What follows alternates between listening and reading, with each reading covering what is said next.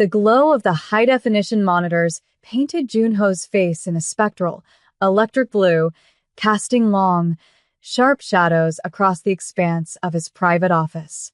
He sat in the dark, the leather of his chair creaking softly as he leaned forward, his eyes narrowing with the precision of a predator tracking a disturbance in the brush. To the outside world, Junho was a legitimate businessman, a handsome, 31-year-old titan of industry with a jawline that could cut glass and a tailored suit that cost more than most people earned in a year. But within the fortified walls of this estate, he was the head of a syndicate that demanded absolute loyalty and punished deceit with ruthless efficiency. For weeks, he had felt a subtle shift in the atmosphere of his home, a disruption in the meticulously ordered ecosystem he controlled. Supplies were vanishing. Not money, nor the jewels locked in the safe, but small, insignificant things. Loaves of bread, cartons of milk, portions of meat from the kitchen. It was an insult not to his wallet, but to his authority. He had installed the new, microscopic cameras not to catch an assassin, but to catch a thief, a rat gnawing at the edges of his empire. His finger hovered over the control panel as he isolated the feed from the kitchen, the timestamp reading 2 a.m. The house was silent, a sprawling mausoleum of marble and shadow, but on the screen, there was movement. It was the new maid, Camille. She moved with a practiced, terrified grace, her dark blue uniform blending into the dimness of the service hallway, the white apron a stark contrast like a beacon in the night. She was a striking woman, 30 years old with a resilience etched into her features, but right now, her posture was hunched, her head on a swivel as she checked the empty corridors. Junho watched, his jaw tightening, as she opened the pantry. She didn't take the silverware. She didn't look for the safe. Instead, her trembling hands reached for a discarded heels of bread and a thermos of water. Junho felt a surge of cold disappointment. He had hired her because she seemed different, quiet, hardworking, desperate enough to be loyal, but she was just another parasite. He watched her wrap the food in a napkin, looking over her shoulder one last time before slipping out the back service door toward the overgrown, neglected garden annex where the old storage units were kept. He switched camera views, his fingers dancing across the keyboard to follow her path. He expected her to sit on a bench and eat, to gorge herself on what she had stolen. He was ready to call security, to have her thrown out into the rain. But as the camera in the courtyard zoomed in, the narrative he had constructed began to fracture. She wasn't eating. She was running, breathless and frantic, toward the one building Junho had been told was structurally unsound, the building where his aunt, Madame Choi, had insisted no one ever go. The rain lashed against the windows of the manor, a relentless drumming that mirrored the turmoil in Camille's chest as she stood before the heavy oak door of the annex a few weeks prior to the discovery. She had come to this job with nothing but the clothes on her back and a desperate need to survive in a city that chewed people up and spat them out. The agency had warned her that the master of the house was dangerous, a man of few words and terrifying reach, but the salary was enough to pull her out of debt, enough to restart a life that had stalled. When she first arrived, the mansion felt less like a home and more like a fortress. The ceilings were impossibly high, swallowing the sound of footsteps, and the air was perpetually chilled, smelling of expensive cologne and lemon polish. She had been given the dark blue dress and the crisp white apron, a uniform that stripped away her individuality and turned her into part of the furniture. You see nothing, you hear nothing, you say nothing, Madame Choi, the head housekeeper, had hissed on her first day. Choi was a woman of severe angles and a smile that never reached her eyes, ruling the staff with a tyranny that bordered on sadistic. She had given Camille a tour of the boundaries, pointing a manicured, talon-like finger toward the West Wing Annex. That area is condemned. Rotting floorboards. If you go there, you will be fired. Or worse. Camille had nodded, keeping her eyes on the floor, absorbing the threat. For the first month, she had been a ghost, scrubbing floors until her knuckles were raw, dusting vases that cost more than her childhood home. She saw Junho only in passing, a dark silhouette at the top of the stairs, a blur of motion entering a black limousine. He was terrifyingly handsome, but his eyes were voids, empty of warmth, scanning the world for threats. He seemed less like a man and more like a weapon kept in a velvet case. But it was the silence of the house that unsettled her most. It wasn't the peaceful silence. It was the silence of secrets held under pressure. One evening, while polishing the silver in the dining room late at night, she heard it, a sound that didn't belong. It wasn't the wind. It was a low, rhythmic thudding, followed by a faint, strangled cry coming from the direction of the garden, from the very annex Madame Choi had declared forbidden. Most of the other staff were too afraid to notice, or perhaps they were paid not to. But Camille had known suffering. She knew the sound of a human voice stripped of hope. It gnawed at her, a moral itch she couldn't scratch. She began to observe the flow of the house more closely, noticing the trays of food Madame Choi prepared personally, meager, watery gruel that looked unfit for a dog, and how the older woman would disappear into the rain with a set of keys she kept on a chain around her neck. The pivotal moment came on the night of the autumn banquet, an evening of grotesque excess that would eventually lead Camille to the act of theft Junho watched on his screens. The dining hall was ablaze with crystal chandeliers, the table groaning under the weight of roasted meats, exotic fruits, and bottles of wine older than the guests drinking them. Junho sat at the head of the table, a king surrounded by sycophants and soldiers, his face unreadable as he discussed territories and profits. Camille moved around the perimeter, refilling glasses, invisible in her servitude. She watched the food, trays of untouched galbi, mounds of rice, glistening pastries, being cleared away. The waste was staggering. In the kitchen, she watched the sous chefs scrape perfectly good food into the bin, joking about the gluttony of their bosses.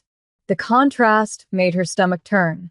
While the powerful feasted, the memory of that cry in the garden haunted her. She waited until the kitchen staff had gone for their smoke breaks, until the house settled into its heavy, intoxicated slumber. Her heart hammered against her ribs like a trapped bird. She wasn't a thief. She had never taken a penny that wasn't hers. But the moral calculus of the situation had shifted. She moved to the pantry, her hands shaking as she grabbed 2 soft rolls and a piece of cooked chicken breast that had been destined for the trash. She wrapped them quickly in a cloth napkin, checking the hallway for the security guards who patrolled the perimeter. She didn't know about the hidden cameras. She only knew about the visible ones, which she carefully avoided by sticking to the blind spots the other maids gossiped about. This wasn't stealing for greed. It was a redistribution of survival. She slipped out the back door, the cold night air biting at her exposed skin. The garden was overgrown, the shadows stretching long and twisted like grasping fingers. She approached the annex, the condemned building. The windows were boarded up, but a faint light seeped through a crack in the wood. She crept closer, pressing her ear to the damp, rotting wood of the door.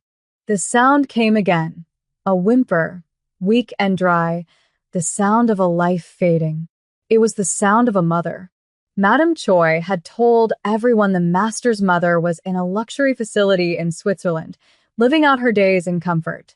But the sound behind that door was not luxury. It was hell. Camille looked at the food in her hands, then at the rusty padlock. She knew how to pick a lock. It was a skill learned from a childhood where losing your house key meant sleeping on the street. With a hairpin and a trembling breath, she clicked the mechanism open. The smell hit her first, a stench of mildew, stale air, and unwashed humanity. It was a smell Camille recognized from the shelters she had volunteered in, the scent of neglect. She pushed the heavy door open just enough to squeeze through, closing it softly behind her to block out the wind. The room was essentially a cell. There was no furniture, only a thin, soiled mattress on the floor in the corner.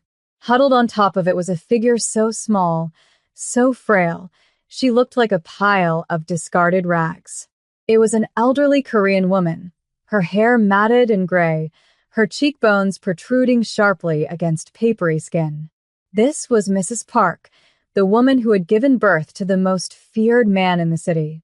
She looked up as Camille entered, her eyes wide with terror, flinching as if she expected a blow. "Please," the old woman rasped in broken English, her voice barely a whisper. "No more water." Too cold, Camille's heart broke into 1,000 pieces. She rushed forward, dropping to her knees beside the mattress, ignoring the filth. "No, no," Camille whispered, her voice thick with unshed tears. She unwrapped the napkin, revealing the bread and the chicken. "I'm not her. I'm not Choi. I brought food. Look, real food." The transformation was immediate and heartbreaking. The old woman stared at the bread as if it were a diamond. She reached out with shaking, skeletal hands, snatching the roll and bringing it to her mouth with a desperation that made Camille look away in shame. Camille poured water from the small thermos she had brought, holding the cup to the woman's cracked lips. Slowly, Camille murmured, her hand resting gently on the woman's bony shoulder, offering a human touch that seemed to shock Mrs. Park more than the food. "You have to eat slowly for a moment." In that dark, forgotten room, the barriers of language, class, and race dissolved. There was only the primal connection of one woman caring for another. Mrs. Park wept as she ate, clutching Camille's arm as if she were an anchor in a storm. "My son," the old woman choked out between bites. "Does he know? Does Junho know?" Camille didn't know how to answer. She assumed the monster in the big house knew everything. She assumed this was his doing. But looking at the woman's eyes, seeing the confused love there, she hesitated. "Eat," Camille said softly. "Just eat now." Back in the surveillance room, the silence was deafening. Junho sat frozen, his hand covering his mouth, his breath hitched in his throat. The high-definition screen showed everything with merciless clarity. He had switched to the camera he had installed in the annex years ago, a camera Madame Choi had told him was broken, a feed she said was dead. He had fixed the connection remotely only minutes ago, expecting to catch Camille smoking or meeting a lover. Instead, he was staring into the abyss of his own ignorance. He watched the thief, the maid he had been ready to destroy, gently wiping crumbs from his mother's face. He watched his mother, the woman Madame Choi told him was senile, violent, and refusing to see him, clinging to this stranger's hand and weeping his name. The bread Camille had stolen was gone, consumed with a hunger that spoke of weeks of starvation. Junho felt a physical blow to his chest, a wave of nausea and rage so potent it made his vision blur. He had been told his mother was safe. He had been told she needed isolation for her mental health. He had trusted his aunt, the woman who had raised him after his father died, the woman who claimed to protect the family honor. He looked at the screen again. He saw the kindness in Camille's eyes, the way she stroked his mother's hair, the way she whispered comfort in the darkness. He looked at the stolen goods, a piece of bread he would have thrown away. He had constructed a world of enemies and allies, but he had been blind. The person stealing from him wasn't the maid taking the bread. It was the woman stealing his mother's life while living under his roof. He stood up, the chair crashing backward, his fists clenched so tight the knuckles turned white. The predator in him had woken up, but for the first time in years, it had the right target. He didn't reach for the intercom to call security. He reached for the drawer where he kept his personal gun, his eyes never leaving the image of the maid saving the woman he loved most. The revelation reshaped the air in the room, turning the oxygen into fire. He wasn't just a boss anymore.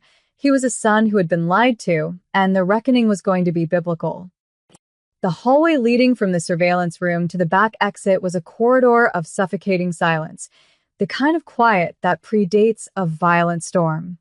Junho moved through it like a specter, his footsteps heavy and deliberate on the plush carpet that had, until this moment, symbolized his absolute control over his domain. Every portrait of his ancestors lining the walls seemed to stare down at him with accusing eyes, their painted expressions shifting from pride to mockery in the flickering light of the sconces. He felt a phantom weight in his hand, the cold steel of the pistol he had tucked into his waistband, but the heavier weight was the crushing pressure in his chest. He had prided himself on knowing everything, on being the omniscient eye that saw every transaction, every betrayal, every fluctuation in the market. Yet, the greatest rod in his empire had been festering under the floorboards of his own home, orchestrated by the woman he had called Aunt since he was a boy. He passed the kitchen, pristine and gleaming with stainless steel, a mockery of the starvation happening just 100 yards away. The contrast made bile rise in his throat. He thought of the lavish dinners, the discarded leftovers, the wine poured down the drain, while his mother, the woman who had sung him to sleep, who had sacrificed her own comfort to build this legacy, gnawed on stale bread in the dark. The realization wasn't just painful, it was a fundamental dismantling of his reality. He pushed open the heavy rear door, and the storm outside welcomed him, the rain lashing against his face, cold and shocking, washing away the carefully constructed veneer of the untouchable CEO. He didn't run. He walked with a terrifying, lethal purpose toward the annex, the mud splattering his Italian leather shoes, the wind tearing at his suit, indifferent to the elements, because the fire inside him was burning hot enough to consume the world. Inside the annex, the air was thick with the scent of damp wood and ancient dust, a sharp contrast to the sterile luxury of the main house. Camille was still on her knees beside the mattress, her hand trembling as she held the cup of water to Mrs. Park's lips. The old woman drank greedily but with difficulty, her throat unused to the mercy of hydration. Camille's heart was hammering a frantic rhythm against her ribs. She knew she had lingered too long. Every second she spent here was a gamble with her life, but looking at the frail creature before her, leaving felt like a greater sin than staying. Mrs. Park had stopped weeping, her eyes fixed on Camille's face with a mixture of awe and confusion, as if she were trying to memorize the features of an angel before waking from a dream. "You go now," Mrs. Park whispered, her voice a dry rasp that sounded like leaves dragging over pavement. "Joy." "She comes back. She hurts you," Camille shook her head, though fear was icing her veins. "I'm not leaving you like this," she whispered back, the defiance in her voice surprising even herself. "I don't care what she does. This isn't right." "It's not right," suddenly. The heavy wooden door behind them groaned. It wasn't the wind. The rusty hinges screamed in protest as the door was shoved open with a force that shook the rotting frame. Camille spun around, instinctively shielding the old woman with her body, her eyes wide with terror. She expected Madame Choi and her cane. She expected security guards with batons. Instead, a silhouette stood in the doorway, backlit by the storm, water dripping from broad shoulders. Lightning flashed, illuminating the face of the devil himself. "Juno." Camille stopped breathing. The bread wrapper crinkled in her clenched fist, the evidence of her crime. She braced herself for the shouting, for the violence, for the accusation of theft that would end her life. But Junho didn't look at her. His eyes, usually cold and impenetrable obsidian, were wide, shattered, fixed on the heap of rags behind her. He took a step forward, and the floorboards whined under his weight. He looked less like a mafia boss and more like a man walking to his own execution. He slowly raised his hands, palms open, showing he held no weapon, though the gun was hidden at his waist. He fell to his knees, not in prayer, but in collapse, the expensive fabric of his trousers soaking up the filth of the floor. "Mother?" The word came out broken, a fractured sound that didn't belong to the man who commanded legions. Mrs. Park gasped, her skeletal hand clutching Camille's arm so tightly her fingernails dug in. She squinted through the gloom, her mind clouded by years of isolation and lies. "Junho," she quavered, her voice trembling with a hope that was painful to witness. They said you were dead." Choi said. "You died." The lie hung in the air, a poisonous vapor. Junho let out a sound that was half sob, half growl. He crawled the remaining distance, ignoring the grime, ignoring Camille, until he was at the foot of the mattress. He reached out, his hands hovering over his mother's face, afraid that if he touched her, she might crumble to dust. "I'm here," he choked out, tears mixing with the rain on his face. "I'm alive." "I didn't know. Yama, I swear on my life, I didn't know." Camille watched, stunned into silence, as the power dynamic of the room inverted completely. The monster was weeping. The victim was comforting him. Mrs. Park reached out and touched her son's wet cheek, her thumb brushing away a tear. "My baby," she whispered, the maternal instinct surviving despite the starvation, despite the cruelty. "You are so big now. So handsome." Junho buried his face in her thin shoulder, his body shaking with racking sobs, the release of a grief he hadn't known he was carrying. Camille slowly backed away, feeling like an intruder on a sacred, tragic moment, yet she couldn't look away. She saw the rage building in Junho's shoulders as he pulled back, his eyes scanning his mother's condition, the bruises on her arms, the protruding ribs, the filth she was forced to sleep in. He turned his head slowly, locking eyes with Camille. For a second, she thought the rage was directed at her, and she flinched. But his expression softened, a flicker of profound, desperate gratitude breaking through the storm in his eyes. "Did you," he started, his voice rough. "Did you bring the food?" Camille nodded, mute. Junho looked at the bread wrapper, then back at her. "Thank you," he said, the words heavy with obligation. "You didn't steal from me. You saved me." He stood up then, the movement fluid and dangerous, the grief hardening instantly into a cold, terrifying resolve. He stripped off his soaked suit jacket and wrapped it gently around his mother's shoulders. "We are leaving this place," he announced, his voice regaining the steel of command. "And then I am going to burn it down." The procession from the annex to the main house was a surreal nightmare. Junho carried his mother in his arms as if she weighed nothing, shielding her from the rain with his own body, while Camille followed close behind, carrying the thermos and the flashlight. They entered through the service entrance, bypassing the cameras Junho now knew were monitored by compromised eyes. He didn't take her to a guest room. He took her directly to the master suite, the most secure room in the mansion, a place no one but him was allowed to enter. He laid her gently on the sprawling bed with its silk sheets, the contrast between her rags and the luxury heartbreaking. He turned to Camille. "Stay with her," he ordered, not unkindly, but with an intensity that brooked no argument. "Lock the door from the inside. Do not open it for anyone but me. Not for the guards. Not for the housekeeper. Especially not for her." Camille nodded, understanding the gravity. She watched him check the pistol at his waist, his face setting into a mask of stone. He walked to the bedside phone and dialed a number. "Dr. Rhee," he said, his voice flat. "Get to the estate. Now. Bring a trauma kit and nutritional IVs. No questions. And bring your personal security team." He hung up and turned to the door. "Where are you going?" Camille asked, her voice small. Junho paused, his hand on the doorknob.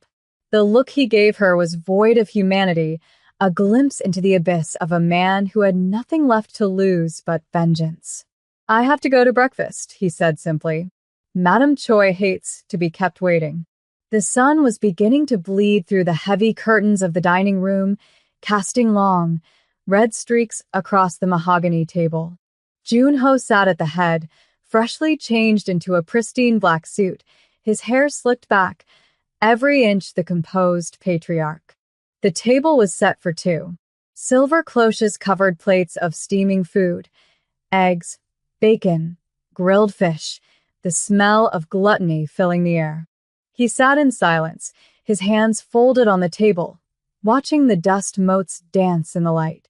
The door swung open, and Madame Choi bustled in, smelling of lavender and cruelty. She was an elegant woman in her 60s, wearing a tweed suit that screamed respectability, her hair coiffed into a severe bun.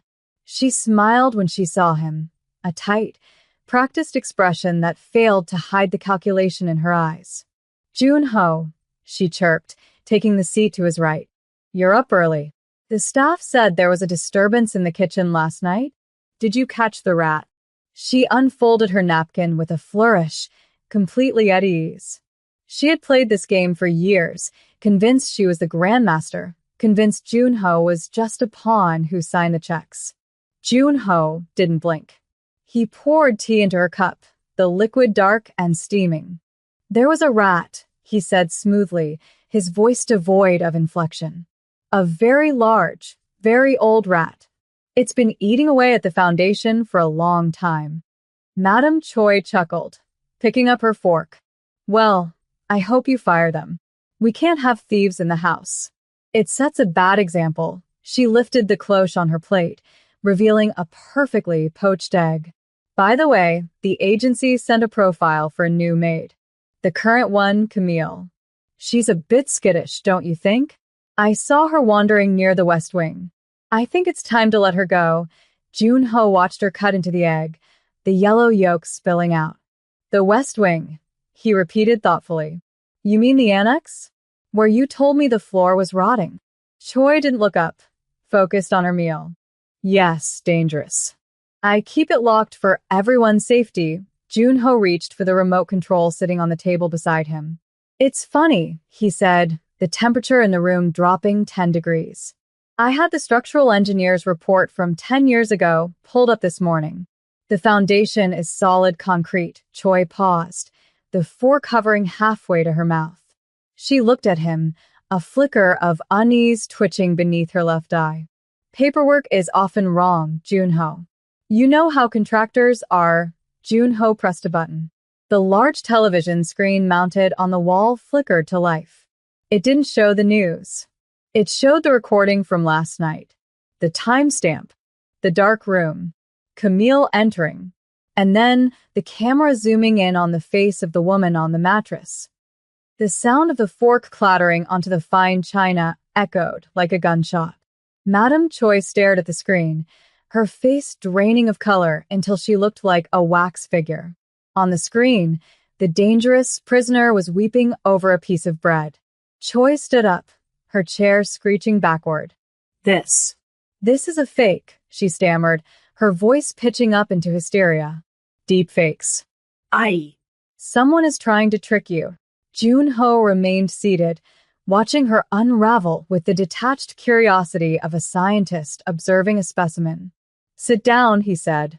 The command was soft, but it carried the weight of a death sentence. Choi froze. "She was sick," she screamed, abandoning the denial for justification. "She was insane. She tried to hurt you when you were a baby. I protected you. I raised you when she couldn't. I built this family." Jun-ho stood up slowly. "You didn't build a family," he said, walking toward her until he was inches away, towering over her trembling form. "You built a cage. You told her I was dead. You told me she was in Europe.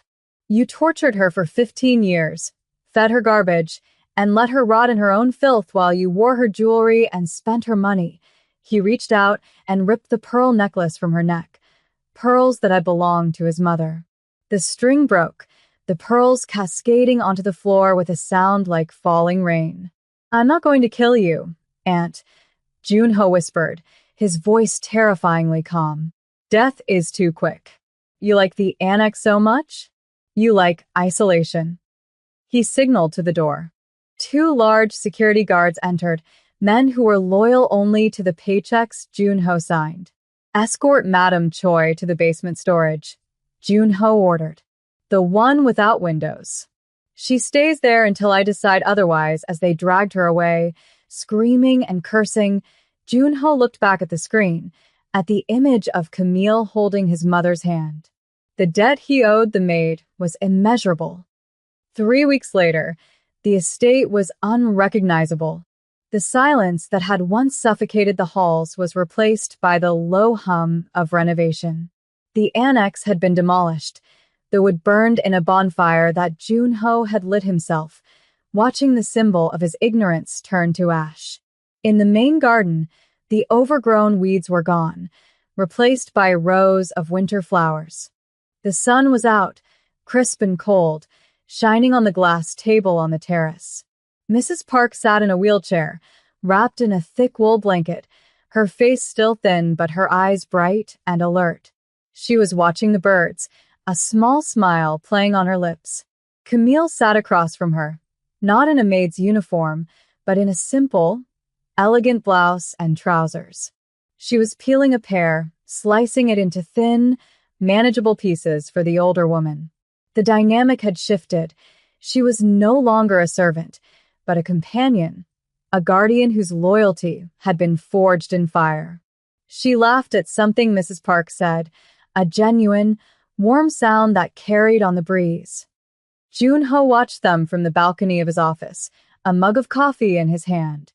The darkness that had shrouded him for years had lifted, leaving behind a man who was still dangerous, still powerful, but no longer blind. He had fired half the staff, the complicit ones, the ones who had looked the other way. He had rebuilt his inner circle with Camille's judgment as a compass. He walked down the stone steps, approaching the two women. Mrs. Park looked up, her face lighting up with recognition, a gift Junho never thought he would receive again. "Junho," she said, her voice stronger now. Come sit. Camille tells funny story. Junho pulled out a chair, sitting not at the head of the table, but between them. He looked at Camille. The fear that used to define her gaze when she looked at him was gone, replaced by a quiet, mutual respect. They shared a secret, a trauma, and a victory. "Thank you," he said again, as he did every day. Camille smiled, shaking her head. "She's beating me at cards, Junho. You need to watch out." Junho chuckled, a sound that felt foreign in his throat but right. He reached out and took his mother's hand, feeling the warmth of her skin, the pulse of life that had been stolen and returned. The surveillance cameras were still there, turning in the corners of the eaves, but they were no longer tools of paranoia. They were guardians. The master of the house had learned that true power wasn't in hoarding bread or instilling fear. It was in the courage to open the forbidden door and face the truth inside. And for the first time in his life, as he sat in the winter sun with the two women who had saved him, Junho felt not like a boss, but like a man who was finally home.